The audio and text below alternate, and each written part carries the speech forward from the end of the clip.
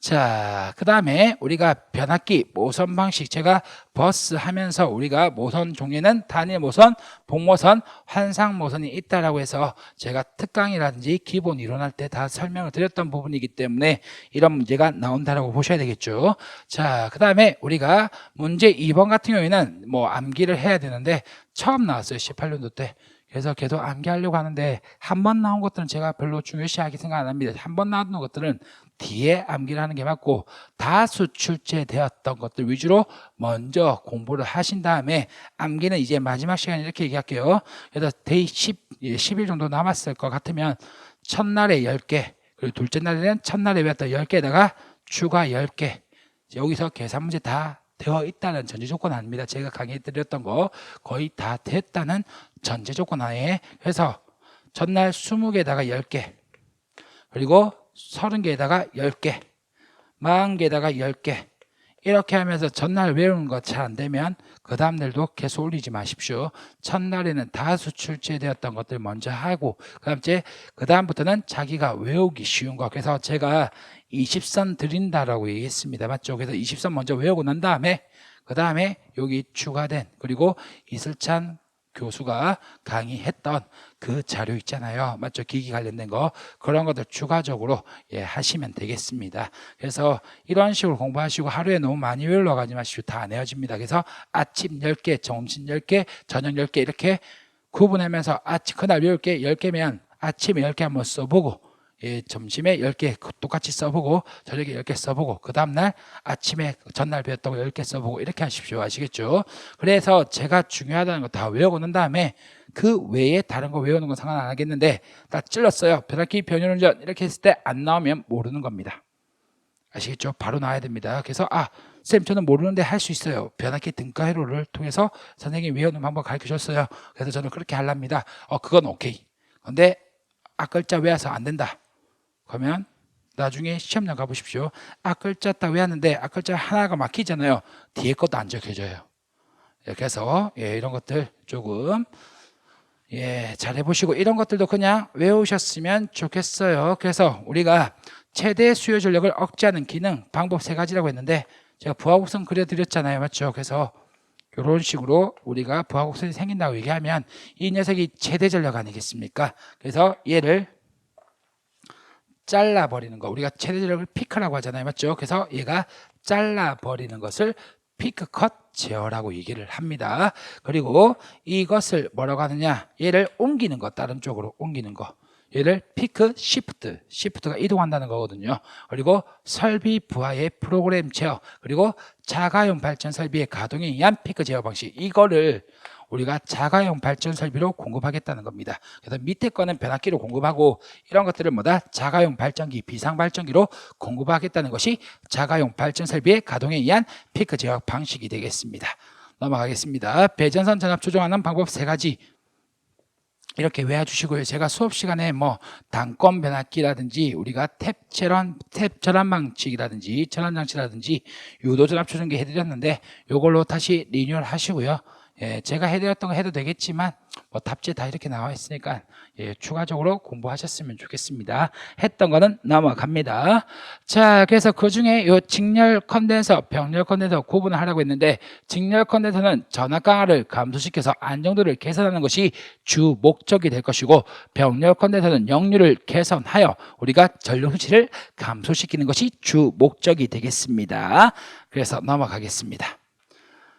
자, 5번째 문제가 되겠습니다. 얘가 제가 이거를 유도를 해보려고 했어요. 근데 유도 영상이 기술사에 올라와 있던데 제가 그분 거 보고 하려고 했는데 1시간 40분짜리 영상이더라고요. 그래서 안 하는 게 나아요. 그래서 해드리려고, 저도 좀 뭔가 있어 보이려고 해보려고 했는데 그냥 외우는 게 속 편하더라고요. 그래서 I는 IN 1 플러스 XL분의 XC, 이렇게 외워주시면 감사하겠습니다. 이렇게 외워주시고요. 자, 그래서 문제 보시면 컨덴서의 회로에 제3구조파 유입으로 인한 사고를 방지하기 위해서 컨덴서 용량의 13%인 직렬 리액터를 설치하고자 한다. 그러면 얘기해줘. 직렬 리액터 XL이 전력용 컨덴서 용량의 13%면 0.13배 아니겠습니까? 맞습니까? 그것을 여기 엑셀 자리에 대입을 하시면 되겠죠. 엑셀 자리에 대입을 하시면 이때 전격 전류에다가 곱하기 1 플러스 루트에 여기가 0.13 IXC가 들어가는 거니까 XC 약분하게 되면 0.13분의 1이 될 거 아니겠습니까? 요걸 뒤에 것만 계산하시면 되겠죠. 앞에 거는 계산이 안 될 거니까 요것만 계산하시면 얼마 나오냐면 3.77 나와요. 그래서 우리가 몇 배의 전류가 흐르게 되는가? 전격 전류의 몇 배? 3.77배의 전류가 흐른다. 그래서 얘가 이렇게 배우면 되겠죠. 각속도 오메가는 얼마? 주파 주십일 때 377 맞죠? 예, 암기하자 이 말입니다. 아시겠죠? 까먹으면 암기하자. 예, 그래서 얘가 거기 나와 있는 대로 우리가 제가 회차 웬만하면 다 했는데 90년도, 05년도, 07년도, 16년도, 19년도 한 년도 나왔으니까 이번에도 올해도 한번 나올 수 있다고 볼 것 같으니까 2년 지나면 제가 반드시 나온다고 얘기하거든요. 그래서 얘는 챙겨 가셨으면 좋겠습니다. 진짜 많이 나왔어요. 그래서 꼭 챙겨 가십시오. 자, 그 다음 예, 요거 스폿 네트워크 예, 방식 특징 4가지 예, 적으라고 합니다. 그래서 네트워크 방식이니까 우리가 스폿 네트워크는요 고압 지중 방식에 쓰는 방식이고요. 우리가 전력공학 필기에서 배웠던 예, 우리가 저압 네트워크 방식과는 약간 차이가 있어요. 하지만 특징은 똑같습니다. 그래서 무정전 전원 공급이 가능하기 때문에 공급 신뢰도가 높고 그리고 부하에 대한 적응성이 좋다. 전압 변동률이 낮다. 전력 손실이 적다. 이거 적으셔도 돼요. 그래서 하시고 방식 2란 물어봤으니까 배전용 변전으로부터 2회선 이상 이 말 적어주시고 2회선 이상의 우리가 배전선으로 수전하는 방식으로 1회선에 사고가 발생할 경우일지라도 우리가 다른 건전한 회선 예, 우리가 자동적으로 수전할 수 있는 무정전 방식으로 신뢰도가 매우 높다. 그래서 수전할 수 있는 방식이다. 요 뒤에는 뭐 장점이니까 우리가 2회선 이상 사용하는 거고 1회선이 사고가 발생하더라도 다른 건전한 회선으로 우리가 자동적으로 수전할 수 있는 방식을 우리가 스폿 네트워크라고 얘기합니다. 반드시 암기 부탁드리도록 하겠습니다. 중요합니다. 자, 그 다음에 요 그림과 같은 문제 7번이 될 것인데 저압 배선 방식의 명칭과 특징을 4가지만 쓰라고 합니다. 저압 네트워크 방식이라고 얘기하죠. 그래서 앞에서 봤던 스폿 네트워크 방식과 특징은 똑같다는 거. 그래서 무정전 전력 공급이 가능하다. 그리고 공급 신뢰도가 높다. 2개 나눠서 적으시면 돼요. 예, 그리고 세 번째 플리커 전압 변동률이 적다. 전력 손실이 감소된다. 그리고 기기의 예, 그리고 이용률이 향상된다. 얘도 암기 부탁드리도록 하겠습니다. 특징은 우리가 필기에서 배웠던 저압 배선 방식하고 네트워크 방식하고 똑같아요. 그래서 넘어가겠습니다. 자, 이 식은 암기 부탁드리고요. 예, 일단 이 식은 우리가 변압기 용량을 구하자는 거잖아요. 그래서 스폿 네트워크에 예, 할 것인데 지금 회선이 3개입니다. 회선 3개인데 하나 고연하면 나머지 2회선으로 공급을 해야 될 거 아니겠습니까? 맞죠? 그게 스폿 네트워크니까. 그래서 2회선 이상 중에서 한 회선이 차단되었을 때, 고장으로 인해서 차단되었을 때 다른 건전한 회선으로부터 자동적으로 수전받을 수 있는 거니까 이렇게 되겠죠. 그래서 우리가 최대 수요 전력이 7,000입니다. 이 7,000을 원래 3회선으로 공급했는데 고장이 나더라도 나머지 2회선으로 공급이 가능해야 될 거 아니겠습니까? 그래서 얘를 N빵 해야 되겠죠. 3 빼기 1 맞죠? 예, 그래서 여러분들 거기 관련도 12년도에 나와 있는데 여기 이렇게 되겠습니다. 그래서 이 7,000이라는 용량을 원래 3회선으로 공급하고 있는데 얘를 하나가 고장나더라도 공급해야 되는 거니까 3회선 빼기 1회선 해가지고 2회선이라도 이 용량이 공급되게끔 즉 3,500씩 회선당 3,500씩 공급할 수가 있어야 될 거 아니겠습니까? 거기에다가 곱하기 자, 그래서 곱하기 예, 우리가 과부하율이 130%잖아요. 그래서 130분의 100이 되겠습니다. 식이니까 이렇게 보는 거죠. 자, 여기에다가 우리가 역률을 나눠주셔야 될 거 아니겠습니까? 역률을 나눠줘야지 킬로볼트 암페어가 될 거 아니겠습니까? 그래서 역률을 나누게 되면 우리가 변압기 하나당 한 회선당 우리가 2926점 42가 나옵니다. 자, 그래서 이렇게 한번 볼게요. 이렇게 보면 좀 힘드니까 이렇게 되는 겁니다. 우리가 최대 수요 전력을 0률로 나누면 비상전력이 될 거 아니겠습니까? 그래서 저는 이거 배치를 바꿀게요.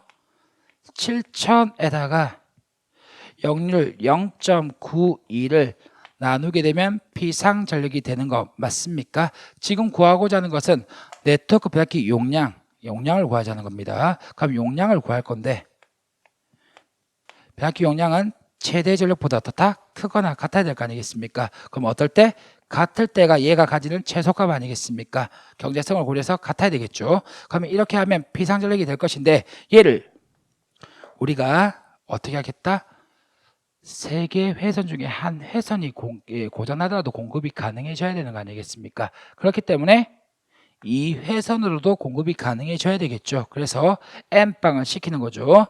원래 3회선으로도 공급할 수 있지만 한 회선이 고장나더라도 공급 가능해야 될 거니까 빼기 1을 해서 이렇게 N방 시키는 거 아니겠습니까?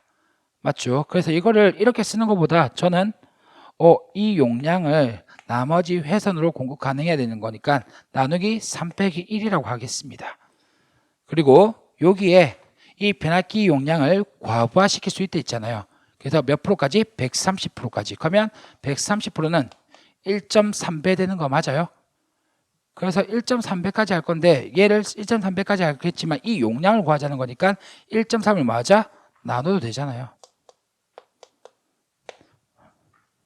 그래서 130분에 100으로 안 갈 거라고요. 그래서 우리가 이해하고 있는 걸로 식을 만들어 보시면 훨씬 쉬울 겁니다. 그래서 여러분들 한번 챙겨봐 주셨으면 좋겠어요. 10번입니다. 10번까지 풀었어요. 10번인가 8번까지 풀었어요. 자, 그 다음 문제로 가도록 하겠습니다. 빨간 색깔 별표. 그래서 20선이라고 했죠. 자, 플리커가 되겠습니다. 플리커. 자, 플리커로 가겠습니다. 그래서 최근에 안 나온 지 꽤 됐는데요. 제가 이걸 중요시하게 생각하는 게 한전이 우리가 전기하고 가장 밀접한 대표적인 회사 아니겠습니까? 그래서 한국전력에서 전력 품질을 우수하게 하기 위해서 두 가지를 내걸면 첫 번째는 플리커고 두 번째는 고주파가 적게 하는 것입니다. 자, 그러면 우리가 TV나 형광등 같은 전기 제품의 깜빡거림 현상, 그래서 여기 파란 색깔 여기까지 밑줄해 주시고 플리커 현상을 적어할 수도 있기 때문에 그래서 TV나 형광등 같은 전기 제품에서의 깜빡거림 현상, 얘를 뭐라고 한다? 플리커. 정의 물어보는 문제도 나오거든요. 그래서 제가 출제를 하면 이렇게 나오겠죠. TV나 형광등 같은 전기 제품의 깜빡거림 현상 이렇게 놓고 가로. 그래도 무엇이라고 하느냐? 이런 문제도 한 번씩 나오거든요. 그래서 플리커 현상이라고 얘기를 합니다. 그래서 이 플리커 현상을 경감시키기 위한 전원측과 수용가 측에서의 대책을 각각 세 가지씩만 쓰라고 했는데 제가 그냥 다 나타냈어요. 그래서 그 중에서 여러분들은 골라 잡아 하시면 됩니다. 그러면 일단 요 플리커가 생기는 이유는 우리 집에 우리 수용가가 220V니까 220V가 들어와야 되는데 220V가 안 들어오는 거죠. 그래서 200V나 200V보다 낮은 전압이 들어와 가지고 우리가 전등이 켜졌다 껴졌다를 반복하는 건데 우리 눈에는 뭘로 보인다? 깜빡거림으로 보이는 거고 TV 영상이 일그러지는 거 아니겠습니까? 그렇기 때문에 결국에는 원인은 전압 강화 때문이거든요. 그래서 이 전압 강화 때문입니다.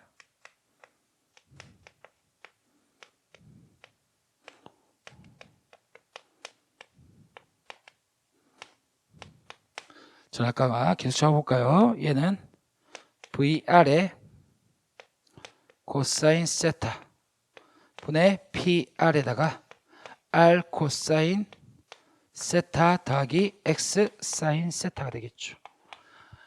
자, 그래서 이렇게 될 거고요. 우리가 전원 측, 한전 측이 되겠죠. 그러면 우리가 여기 주택이 있고요. 여기 전기를 많이 쓰는 공장이 있습니다. 그러면 이때 요 아크로라든지 전기로를 사용하게 되면 삼상 단락을 취하게 되거든요. 삼상 단락을 취하면 이때 아주 급격한 전류가 증가합니다. 급격하게 전류가 증가하거든요. 그럼 이것이 전체 계통의 전류에 영향을 미칠 거니까 전류가 커지니까 전압가가 커지겠죠. 그러면 전압가가 커지기 때문에 요 주택 같은 아파트 이런 데는 우리가 전압이 제때 들어온다 안 들어온다? 안 들어오죠. 왜? 여기서 전압가가 발생하는 거니까. 맞죠? 그렇기 때문에 일단 전용 계통으로 공급한다는 말은 주택은 주택, 공장은 공장으로 따로따로 하자. 이게 뭐다? 전용 계통으로 공급하자는 것이 되겠습니다. 그래서 전용 계통에 공급하고 전용 변압기로 공급하자는 겁니다. 아시겠죠? 그래서 전용이란 말이 변압기, 계통 그냥 같은 맥락으로 봐주시면 감사하겠습니다. 그리고 단락 용량이 큰 계통에서 공급한다. 이 말을 보게 되면 단락 용량식은 퍼센트 임피던스 분의 100에다가 기준 용량 IPN이 될 것인데 이때 단락용량이 크다는 말은 퍼센트 임피던스 작다는 말 아니겠습니까? 퍼센트 임피던스라고 하는 것은 CV의 제곱에 PNZ니까 퍼센트 임피던스 작다는 것은 임피던스가 작다라고 봐도 되는 거 맞습니까? 임피던스 작다는 말, 임피던스가 작다는 말이니까 R과 X가 작다는 말이니까 전압가가 작아지게 되는 거죠. 맞죠? 그렇기 때문에 플리커는 전압가만 잘 생각하면 대책 만들기 쉬워요. 그래서 우리가 단락용량이 큰 계통으로 공급하는 게 되는 것이고 그리고 공급 전압을 승합한다. 승합을 하게 되면 수전단 전압이 올라갈 거 아니겠습니까? 맞죠? 그러면 전압가가 어떻게 한다? 감소될 거 아니겠습니까? 그래서 공급 전압을 승합한다. 그래서 이 식을 통해서 여러분들이 알아주셨으면 좋겠습니다. 자, 그 다음에 전원책을 봤으면 수용가책 대책을 보자고요. 여러 가지가 있는데 자, 전원계통의 리액터 분을 보상하는 방법이 있습니다. 리액터 분을 보상한다. 그럼 여기 보시죠. 직렬 컨덴서 방식이 있잖아요. 직렬 컨덴서 설치하게 되면 얘가 유도성 리액턴스니까 여기다가 요 X라고 하는 것이 요 X에다가 직렬 컨덴서를 투입하게 되면 마이너스 XC 빼질 거 아니겠습니까? 그러면 리액턴스가 된다? 줄어들 거니까 전압가가 줄어드는 거 맞습니까? 그래서 직렬 컨덴서 방식을 사용하면 되는 것이고 상권선 보상 변압기는 제가 특강에서 우리가 상권선 변압기를 이렇게 표현할 수가 있었는데 1차, 2차, 3차잖아요. 맞죠? 그래서 이것을 이렇게 해서 1차, 2차, 3차로 이렇게 나타낼 건데 이 부분을 마이너스로 나오는 경우가 있잖아요. 맞죠? 마이너스가 나오면 얘가 L이라 하더라도 마이너스 나올 수가 있습니다. 그러면 여기가 유도성 리액턴은 플러스 값이 될 건데 요거 두 개가 연결되면 뭐가 된다? 줄어드는 거 아니겠습니까? 이것을 상관선 보상 변압기 방식이라고 얘기를 합니다. 자, 그리고 두 번째 전압 강화를 보상하는 방법. 그래서 부스터 방식 승합기 쓰자는 얘기죠. 승합기 한 요거 세 가지 정도 쓰면 안 될까요? 요 정도. 자, 그래서 이렇게 볼 것이고 다 이해시킬 수 없으니까. 그리고 동기조단기와 리액터 방식 동기조단기 쓰면 되겠죠.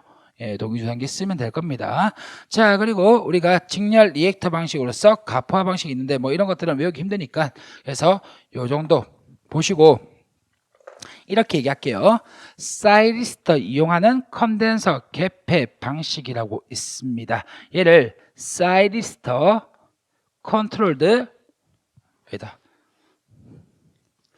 사이리스터 스위치드 캐패시터라고 해서 TSC 방식이라고 얘기합니다. 그래서 이거를 얘기하면 안 되는데 그냥 TSC 방식 채용이라고 하면 돼요. 그래서 원래 뭐 TC가 있고 TSC가 있고 뭐 이런 게 있거든요. 그리고 얘 사이리스터 리액터를 어떻게 하면 되냐면 사이리스터 컨트롤드 리액터라고 해서 TCR이라고 하거든요. 그래서 TCR 방식이라고 채용 이거 하시면 돼요. 그래서 요거 5개 정도 직렬컨에서 상호상 보상 변압기 부스터 방식 그리고 TSC 방식 TCR 방식 이렇게 적어 두시면 되겠습니다. 그래서 이게 그래요. 그래서 저게 이렇게 한다는 것만 봐주시면 되겠습니다. 자, 넘어가죠. 그래서 답을 좀 줄일 수가 있어요. 그래서 9번 문제 풀어봤습니다.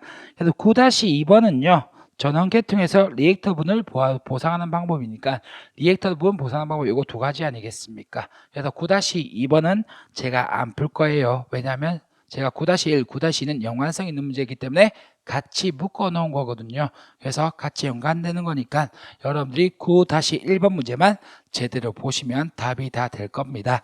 그래서 그렇게 하고 넘어가도록 하죠.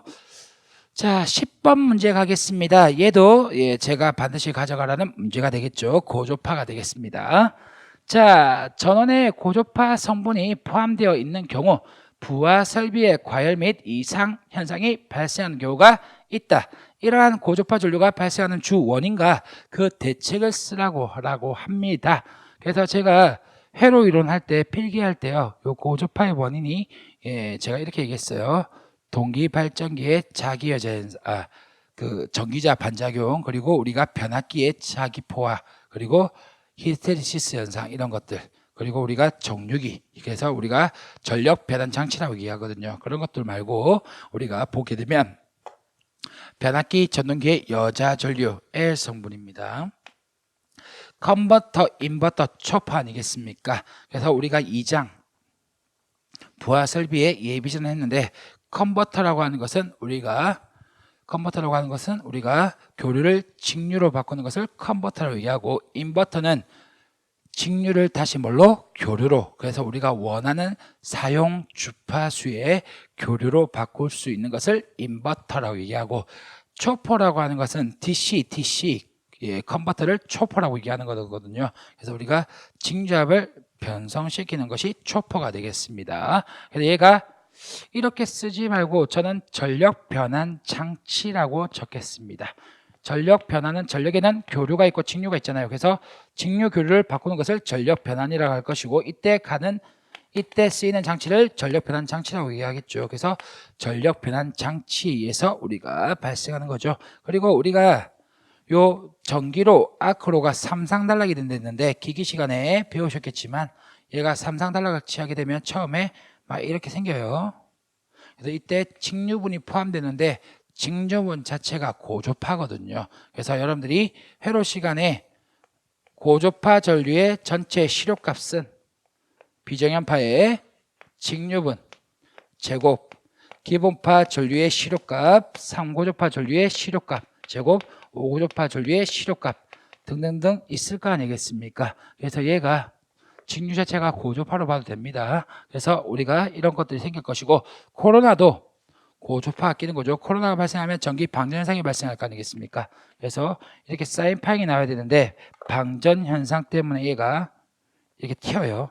그럼 얘가 찌그러졌잖아요. 그 비정연파가 됐다는 것 자체가 뭐다? 고조파가 꼈다라고 볼 수가 있습니다. 그리고 요거는 지워버리고, 왜 두 번 들어간지 모르겠는데 지워버리고, 전력용 컨덴서, 얘 C 때문에 생기거든요. 그래서 LC, 그래서 우리가 과도 현상이 일어나는 이유도 LC 때문이겠지만 고조파가 발생하는 이유도 LC 때문이 되겠습니다.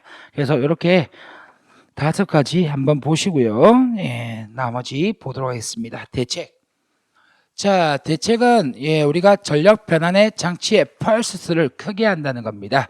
그리고 고조파 필터를 사용하여 제거한다는 겁니다. 고조파 발생하는 기기들을 따로 모아 결선해서 별도의 상위 전원으로부터 전력을 공급하고 여타 기기로부터 분리를 시킵니다. 그래서 고조파 발생을 많이 하는 기기를 고조파가 잘 발생 안 시키는 기기가 따로 분리해 쓰는 거죠. 그래서 직렬 리액터, 제5조파 제거, 델타 결선 채용, 맞죠? 제3고조파 제거, 맞죠? 그리고 복도체, 다도체 사용 하시면 되겠죠. 코로나 방지를 하기 위해서. 자, 그리고 고조파 필터, 얘도 우리가 능동 필터가 있고 뭐가 있다? 수동 필터가 있잖아요. 그래서 이런 식으로 1가지, 2가지, 3가지, 4가지, 5가지. 그래서 1번, 2번, 4번, 5번, 6번 위주로 5가지 챙겨봐 주셨으면 좋겠습니다. 한번 가도록 하죠. 자, 문제 11번입니다. 선로에서 발생하는 고조파가 전기 설비에 미치는 장애를 4가지만 쓰라고 하는데 수강생분들이 뭐 적겠죠? 왜 10-1도 있고 10-2도 있고 10-3도 있고 10-4도 있는데 왜 넘어가십니까? 답 똑같잖아요. 맞죠? 그럼 뭐만 하면 돼요? 이거를 왜 가론들 다 보십니까? 정리하면 하나면 끝나는 건데. 맞죠? 막 허무해지시는 분들 있지 않습니까? 이 강의를 듣기 전에. 그러니까 이게 연도별로 하는 게 아니라 파트별로 해야 되는 거. 결국에는 뭐가 중요하다? 이론이 중요하다고 나오잖아요. 예, 그래서 제가 수업 시간에 이론이 중요합니다. 얘기하는 겁니다. 그래서 알고 보는 거랑 알고 외우는 거랑 그냥 외우는 거랑은 좀 차이가 커요. 그래서 제 말투가 예, 조금 좋은 편은 아니지만 제가 여러분한테 뭐 감정은 없잖아요. 맞죠? 그래서 저는 솔직히 합격시키기 위해서 강의를 하고 있는 거지 예, 제 말투에 대해서 그냥 빈정은 안 상하셨으면 좋겠습니다. 그래서 제가 항상 얘기하지만 제가 경상도 사람이라서 예, 부산 사람이라서 제가 부산 사람 치고도 말투가 세요. 예, 그래서 오해는 안 하셨으면 좋겠고요. 예, 일단 수강생분들한테 저한테 뭐라고 하시는 분 아니면 저는 감정은 없습니다. 왜냐하면 수강생분들은 수강생이니까 예, 제가 도와드려야 될 부분들이고 그리고 제가 아부를 잘 못하고 예 그리고 예 빈말을 잘 못해요. 그래서 수강생분들한테 팩트 폭행을 좀 잘 날립니다. 그래서 마음 상해서 저한테 뭐라 하시는 분도 있는데 그러지 마시고 합격하시면 되잖아요. 맞죠? 합격만 할 건데 거기에 기분은 너무 넣지 않았으면 좋겠습니다. 사실만 얘기하잖아요. 그래서 10-1, 10-2, 10-3, 10-4 요걸 딱 보게 되면 같은 맥락이니까 뭐만 보면 된다? 10-1 문제만 보면 2, 3, 4가 다 커버가 되는 거니까 굳이 볼 필요가 있다 없다? 없잖아요. 그래서 고조파가 예, 진짜 많이 나왔어요. 그래서 품질에 관련된 거니까 플리커랑 고조파랑 유도장애나 이런 것들은 반드시 챙겨가 주셔야 됩니다. 자, 그 다음에 문제 11번 고조파가 전기 설비에 미치는 장애 4가지만 쓰라고 했습니다. 자, 전력용 기기의 과열 및 소선 여기 보시죠. 정연파가 있으면 기분파만 있는 거잖아요. 근데 고조파 기계 되면 이런 것들이 추가가 되는 거니까 전류가 증가하겠죠. 그러면 I 제곱 RT 쥬얼의 법칙 전류가 증가하겠죠. 그 고조파에 의해서. 그렇기 때문에 열도 증가하니까 이것들에 있어 과열과 소돈이 일어나겠죠. 맞습니까? 예. 그리고 얘 고조파 때문에 중성선에 과열이 발생합니다. 그냥 그렇다고 봐주시고 통신선 유도장애 통신선 유도장애가 3가지가 있는데 전자유도장애 정전 유도장애, 고조파 유도장애. 그래서 고조파 자체가 유도장애를 일으키고요. 그리고 고계전기에 오부동작이 일어나겠죠. 왜?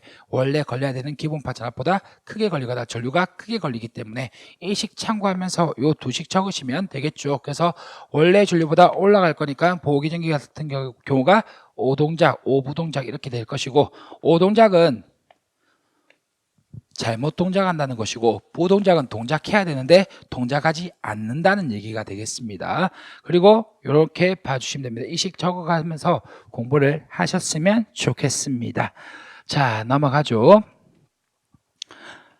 12번이 되겠습니다. 역류를 개선하면 전기요금의 저감 빨간 색깔 밑줄 배전선의 손실 빨간 색깔 밑줄 그리고 전압 강화의 감소 빨간 색깔 밑줄 설비 여력의 증가 그래서 설비 여유의 증가라고 하시면 되겠죠. 여력을 빨간 색깔 밑줄 얘가 뭡니까? 예, 역률 개선 시 장점 4가지 아니겠습니까? 바로 볼 수가 있겠죠. 예, 그래서 너무 과보상 하면 역효과가 나타난다는데 즉 경보에서 컨덴서가 가대에 삽입되는 경우에 결점을 2가지 쓰랍니다. 똑같이 전류 손실이 증가하게 되겠죠. 우리가 전력 손실이라고 하는 것은 역률의 제곱에 반비례하는 거니까 과보상이 되면 다시 역률이 떨어지는 거기 때문에 손실이 증가하게 되는 거 아니겠습니까? 맞습니까? 그래서 우리가 다시 손실이 증가하게 되는 것이고 그리고 C가 많아지니까 아까 페란티 이전 시간에 페란티랑 우리 페란티 현상에 의해서 C가 증가했던 전압이 맞죠? 그래서 모선 전압이죠. 상승이 일어나는 거죠. 과상승 맞죠? 그래서 이렇게 볼 거고 고조파 왜곡의 증대 즉 고조파가 L과 C 때문에 생긴다 했는데 C가 많아지게 되면 고조파 왜곡이 생길 수도 있고 뭐 설비 용량이 감소하여 우리가 과부하가 될 수도 있다. 이런 것들은 제가 2장 부하 설비에서 얘기했던 건데 얘를 전력공학과 같이 연관시켜서 좀 더 추가를 해봤습니다. 챙겨 봐두시고요. 자, 그 다음 내용으로 넘어가도록 하겠습니다. 뭐 13번은 제가 계속 얘기했기 때문에 당연히 알고 가셔야 되는 거고 3개만 주로 나왔네요. 기사분들도 그래도 외워야 됩니다. 아시겠죠? 자, 그냥 갈 겁니다. 말만 하고. 직렬 리액터는 제5고주파를 제거하여 파형 개선하고요. 불로 리액터는 페란티 현상 방지하고요. 소 리액터는 지락조리를 제거 또는 감소시키고요. 그리고 한류 리액터는 단락조리를 제거 또는 감소시킵니다. 맞습니까? 그 다음에 우리가 14번 문제. 전력계통에 설치되는 불로 리액터, 그러니까 13번 문제 풀면 14번 풀 필요가 없잖아요. 같이 포함되는 거니까. 그래서 불로 리액터는 무엇을 위해서 설치하는가? 페널티 현상 방지. 그런데 이렇게 나올 수도 있겠죠. 불로 리액터의 설치 목적을 세 가지 적어낼 수도 있잖아요. 두 가지 혹은 세 가지 적어낼 수도 있잖아요. 그러면 페널티 현상 방지도 있겠지만 발전기 자기여자 현상을 뭐한다? 방지한다라고 하셔도 괜찮잖아요. 맞죠? 그 두 가지 적으라고 하면 그렇게 발전기 자기현상, 자기여자 현상 방지라고 적으셔도 되겠습니다. 두 가지. 자, 그 다음에 15번 가시죠. 자, 15번에 전력공학에서 배웠던 내용입니다. 그래서 우리가 가공 배전 선로의 사고의 대부분은 조류 및 수목에 의한 접촉, 강풍, 낙뢰 등에 의한 플래시 오버 사고, 섬낙이라고 얘기합니다. 플래시 오버가 섬낙이거든요. 플래시 오버 섬낙입니다. 까만 색깔 밑줄 하셔가지고 섬낙이라 적어주시고, 이런 사고가 발생 시 신속하게 고장 구간을 차단하고 우리가 사고점의 아크를 소멸시킨 후 재투입, 빨간 색깔 밑줄 다시 닫는 거 아니겠습니까? 재투입에다가 우리가 밑줄 하시고 재패로하고 같은 말이죠.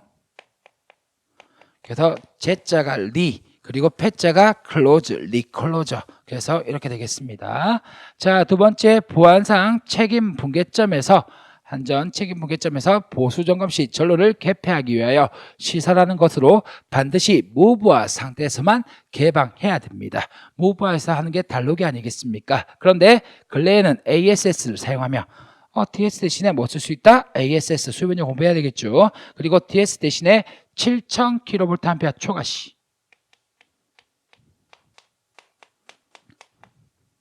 섹셔널라이저 글자 좀 날릴게요. 섹셔널라이저. 자, 그리고 66kV 이상에서는 뭐 쓴다? LS 선로 개폐기. 그래서 밑에다가 가로하고 선로 개폐기 옆에다가 가로하고 LS 어디 됐다? 수비대에서 했던 내용이 되겠습니다.